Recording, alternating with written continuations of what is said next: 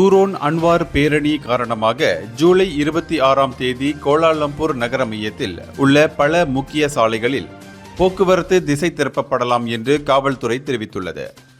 இதனிடையே பாதிக்கப்படும் சாலைகளின் பட்டியல் தற்போது வெளியிடப்பட்டுள்ளது. Jalan Maharaja Lela, Jalan Kinabalu, Bulatan Sultan Mohamed, Bulatan Dato Onn, Jalan Parliament, Jalan Tuanku Abdul Rahman, Jalan Tun Perak, Jalan Lebuh Ampang, Jalan Sultan Salahuddin, Jalan Kuching, Jalan Raja, Jalan Hishamuddin, Jalan Lebuh Pasar Besar, Jalan Hang Kasturi ஆகியவை அந்த சாலைகளாகும். இதனிடையே Kuala Lumpur தற்காலிக காவல்துறை தலைவர் DCP Dato Mohamed Yusoff Zan Mohamed கூறுகையில், போக்குவரத்து சீராகவும் பொதுமக்களின் பாதுகாப்பிற்காகவும் தேவைப்பட்டால் திசை திருப்பல்கள் செயல்படுத்தப்படும் என்றார்.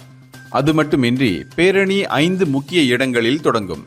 மஸ்ஜித் நகாரா, பசார் சனி, மஸ்ஜித் ஜாமிக் சுல்தான் அப்துல் சமாட், மஸ்ஜித் ஜாமிக் கம்போங் பாரு, காம்ப்ளெக்ஸ் சோகோ ஆகியவை அந்த 5 இடங்களாகும். மேலும் பங்கேற்பாளர்கள் முக்கிய கூட்டத்திற்காக டத்தாரான் மிர்டேகாவிற்கு செல்வார்கள்.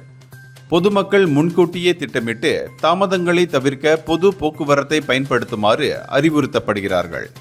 காவல்துறையும் போக்குவரத்து அமைச்சர் அந்தோனி லோக் ஆகியோரும் போக்குவரத்து ஊழியர்களுடன் முழு ஒத்துழைப்பு வழங்குமாறு வலியுறுத்தியுள்ளனர். இந்தியர்களின் இதய குரல் மக்களோசை.